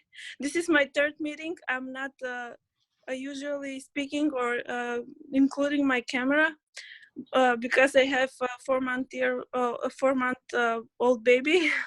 I'm sorry. This is the first time I'm speaking, and I'm very grateful that I'm hearing you today and seeing you and meeting you. And we're happy to have you, but you don't need to apologize for anything. It's one of the things we always say, don't apologize, don't excuse yourself. Okay. Thank you so much. I hope you participate more as well. Okay, and let's hear as well from Tamara. I don't know if she's there. I only see a black hole, a black square with her name.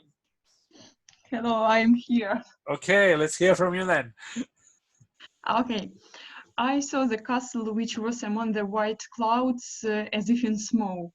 The cries of many blackbirds could be heard flying everywhere.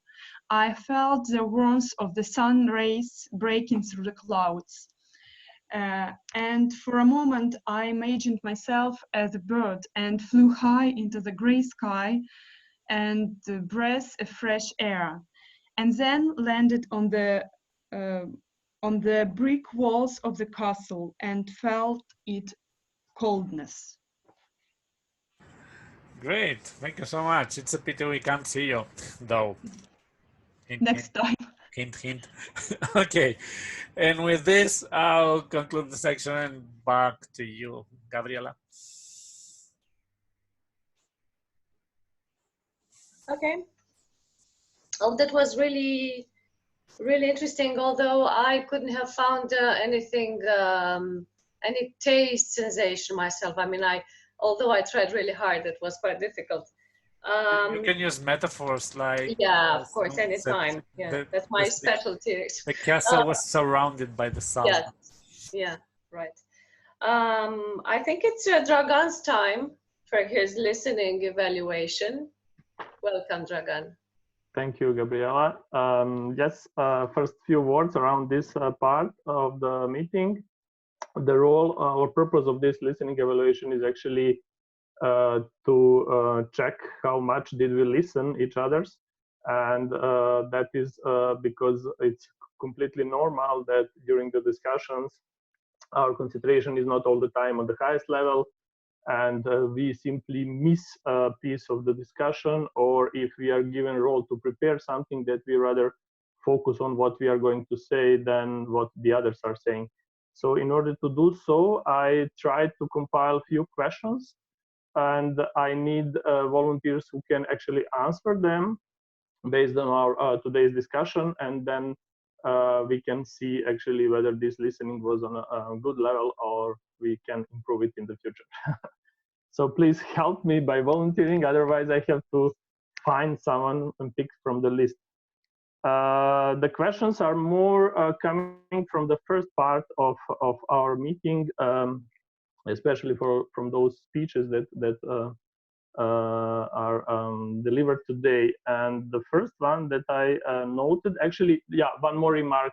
It's not necessary that you take the notes during the meeting, and it's not type of exam that you have to be worried about. It's just, you know, like general question to check did we have enough attention or not. So, and I'm also having these problems very often, to be very, very honest with you. My thoughts are sometimes far away from the topic, and then my concentration comes back. So yes, the first question actually from Edita's speech was she was mentioning one animal in the speech, and who can actually say what was that animal and what was potentially the name of this. Any volunteers? Please go ahead. I can try if there's no one else, but I'm sure there are people who want to speak.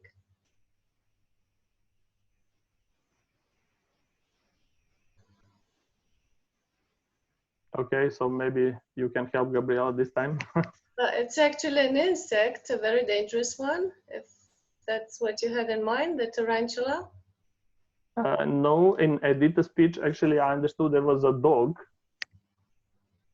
but now if you come to think of it, there was also a tarantula. yeah, that was one of the next questions.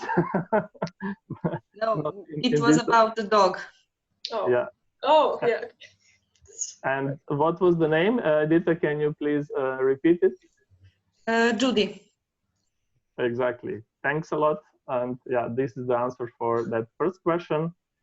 Yeah, then later on, when we talked about the word of the day, Chris mentioned or introduced us the word dval, if I'm pronouncing this well. So who can tell what is the origin of this word, and who brought it there potentially, where it comes from?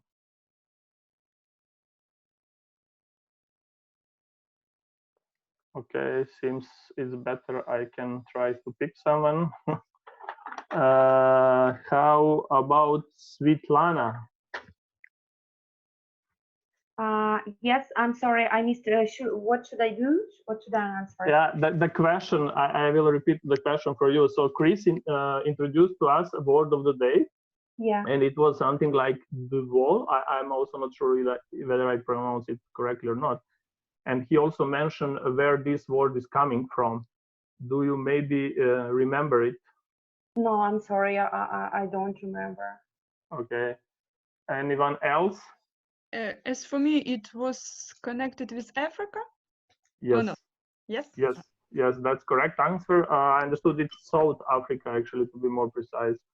But the origin of the word is coming somewhere from Dutch. Maybe this is too detailed, the question, but this is how I made it, sorry. Yeah, then we have, yes, what Gabriela mentioned in the speech of Julia.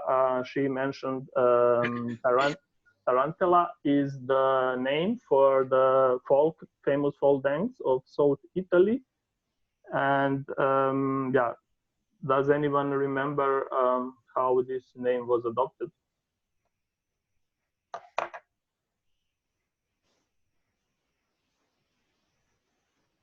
Yes, please, JC.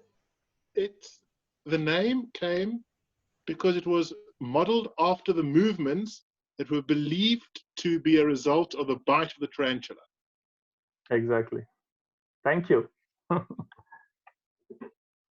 Okay, and next question is also related to one of yours answers, Casey, on these hot questions. Who can repeat or give the reasons why Casey wanted to go with the living 1 day for 365 time? That was not supposed to be very difficult. Okay. So he wants to try out and he wants to do the things day by day again. So that's why he wants to relive. Mm-hmm. So that was your question, right? Yes, exactly. That is the answer I also understood, and you listened this very well. Thank you, Shakya. Yeah, a few more small questions. Yeah, in speech of Anastasia around St. Petersburg, she was very descriptive actually, and told us a lot about her city, which I also like, but never was there, unfortunately. And just the question: does she finds it like being very crowded these days and full of sun, or who can? May I try? Yes, please. Maybe because of quarantine, and as that city is very popular among tourists all over the world, so a lot of people visited the city, and maybe because of this, the city is crowded. But now, as I remember, she could take a lot of pictures without a lot of people around her, and I think she liked it. She likes it. Yeah. Okay. I also understood currently it's not that much crowded actually.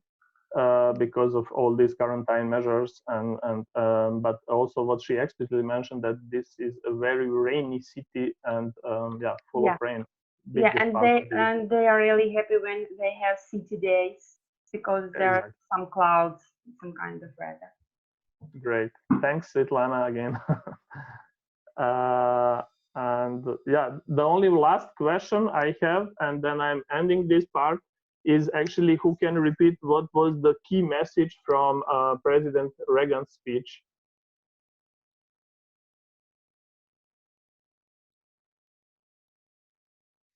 Any volunteers?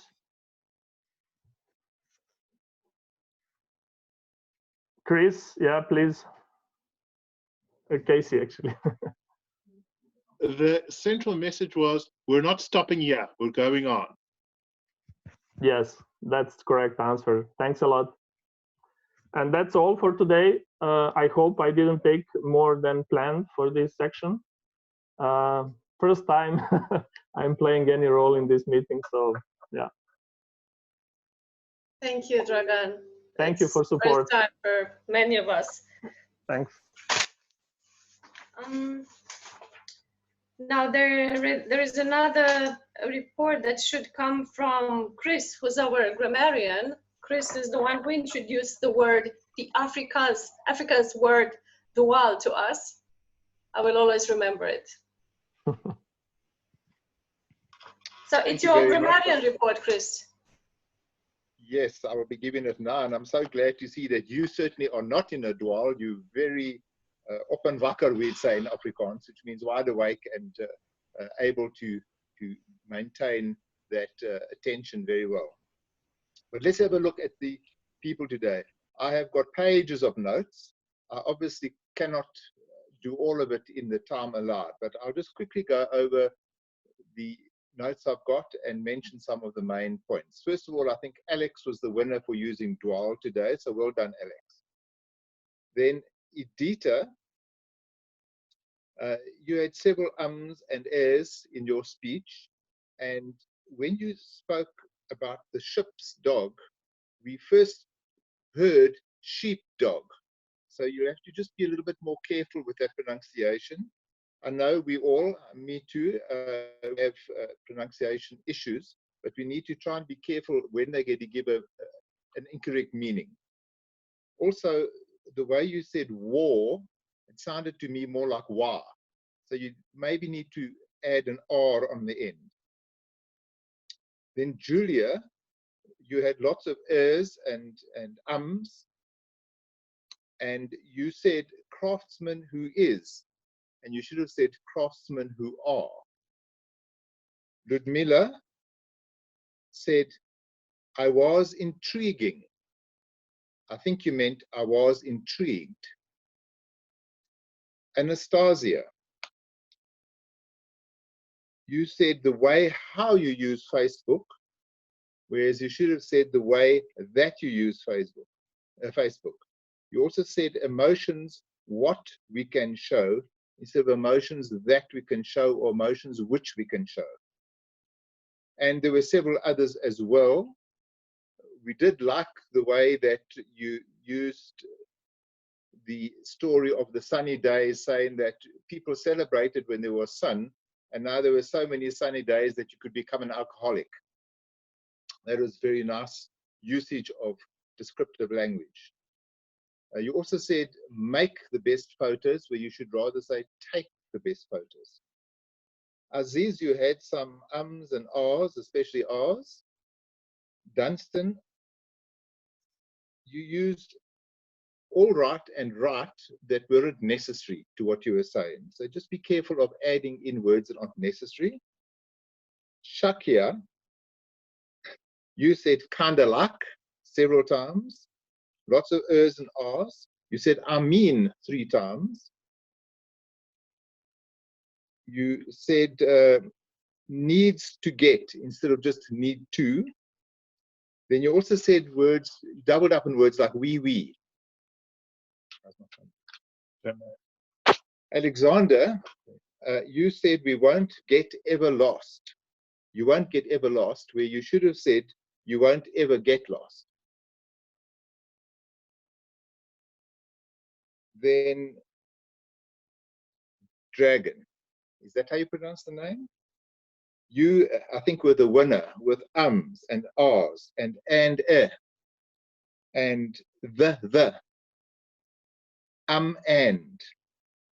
and, to. And then also you pronounced quarantine as quarantine. I think the more correct pronunciation would be quarantine. Christina, you use many ahs and ums and ers as well. I loved the bit though where you said that the picture tasted like danger. Svetlana, lots of ahs and ums, especially ahs, and you had one I. Marjan, I hope that's the correct pronunciation of your name. I like when you mentioned that the wind was caressing your hair. That was very nice use of English. But you did something which I think many Eastern Europeans do. You said hadink. I often hear the K after the G. So it's as if it were, you had a K added onto the word. You say hadink instead of hading. And I think that is about the lot. I could go into a lot more detail about how many times everybody used everything. But I think I already said that Dragon was the winner, had 12 R's, 10 ums, and so on. So I don't think that you all want to hear all the detail. Thank you very much. So glad to be the winner. Thank you, Chris, for feedback. Thank you very much, Chris.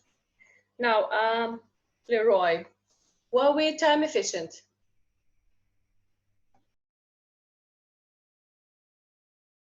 Okay. Everybody has spoken less than the allocated time. In fact, too short, I feel. We only can get to the green, but only one person could get to the yellow and the red, which is Shakia. But everyone else was just at the green. I do not know why. Probably because when you see green, you thought time to stop. But it's actually just nice. Please continue. But I find that everybody spoke much less than the time given. I would appreciate if it's more better use of time to complete the full time given. That's my sharing. Thank you. Thank you. I'm afraid Koka is not here to do his meeting evaluation. So I'm going to ask someone else to do it. I will pick someone up. Let's say, I don't know, Dunstan, maybe? What do you think of this meeting, Dunstan?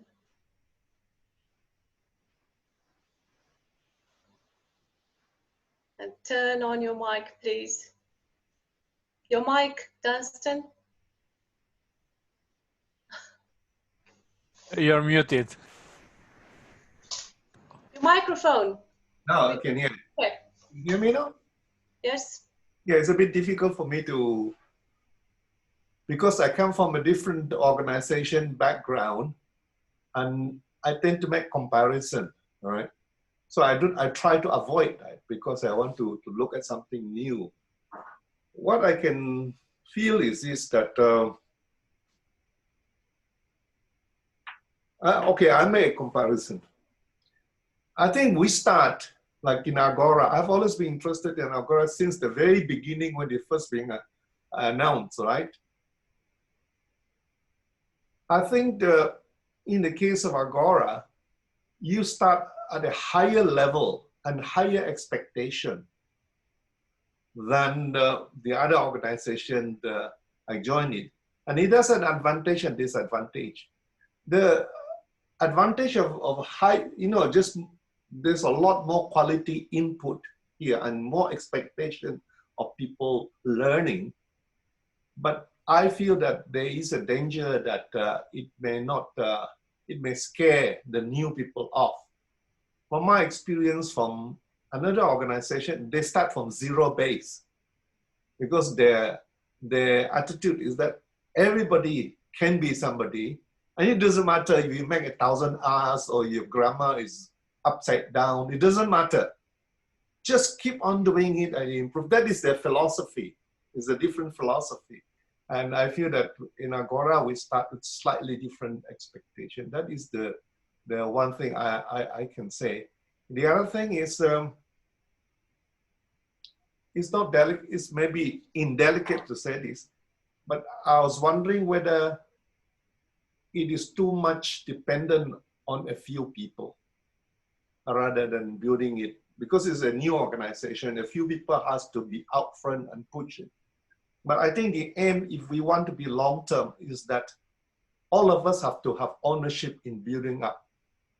So rather than just depending on an expert to tell you what to do every meeting, you have to learn as well. I think if we can absorb that philosophy into our organization, in your organization, it will have a longer term impact. So two things.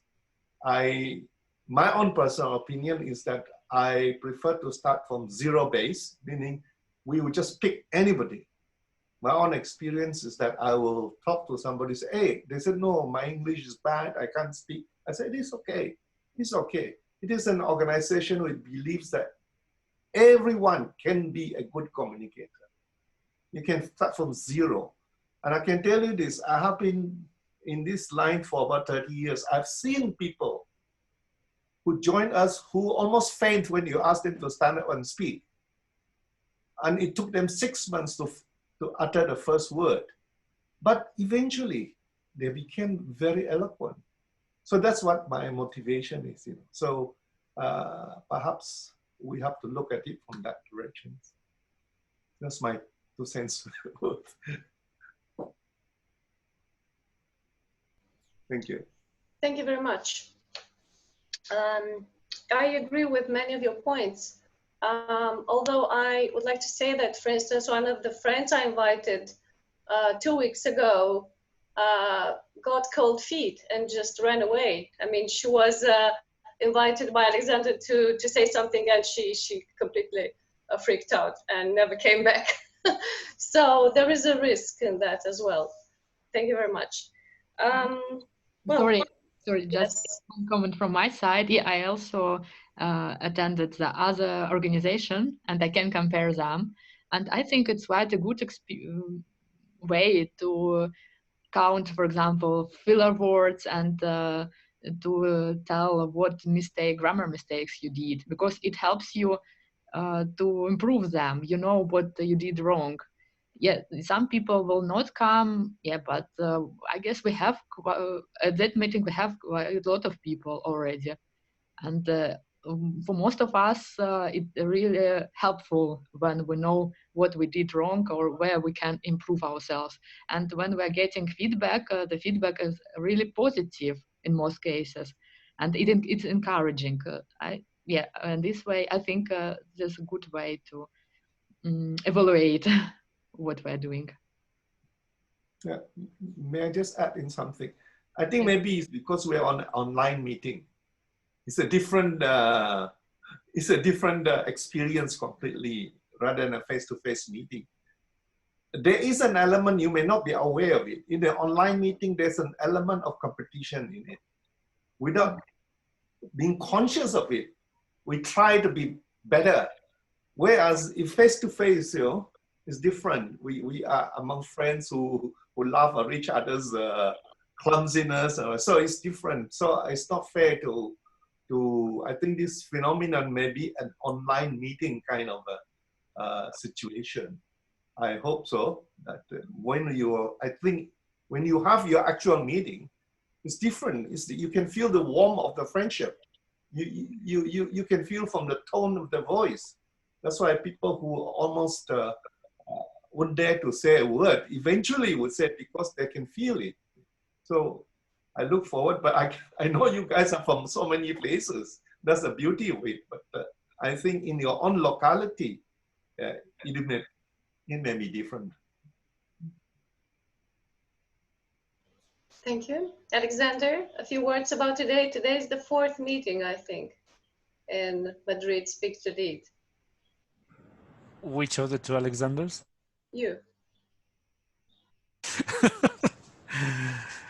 Well, I definitely liked the way the meeting was held. I liked the way you asserted control and led the meeting. There were a couple of like switches and in order, but as a first time meeting leader, fantastic. Just to comment on, I agree with what both Anastasia and Dunstan said. Just a bit of context here, because most of the people, except for Chris, that is ambassador for South Africa, and Casey, they are both experienced members, both in Agora and other clubs. And Shakya, who is in Sri Lanka, in Colombo. And Gabriela, who is leading a club in Romania, but most of the other people didn't have any idea what this was. So unfortunately, the way I had to come up with this is like taking all of the rows in me immediately to show how they're done, and then slowly releasing rows and rows and rows until hopefully there will be a day where I don't have to do anything and just fear, like everyone else, to be picked for table for hot questions or a listening evaluation. But yes, I fully agree that we shouldn't depend on any particular person, and we should build it so that everyone can take any role. And I also agree that personal meetings are super important. And there is a completely different element that cannot prepare you for them. You may think in your head that you're ready for speaking in front of public, but if you've never done it, the nervousness is something that you'll be surprised. Even if it's the same people that you have been sharing a table with, but the moment you stand up and go in front of them and there is a separation between you as a speaker and the audience, physical, and you see them all staring at you, that's a completely different feeling. I think we did very well. And the only thing I would like to add or to ask is who wants to do stuff for the next meeting?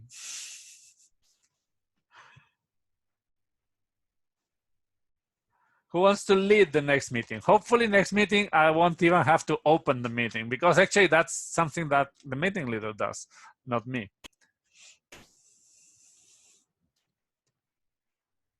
Come on, no volunteers. I can lead.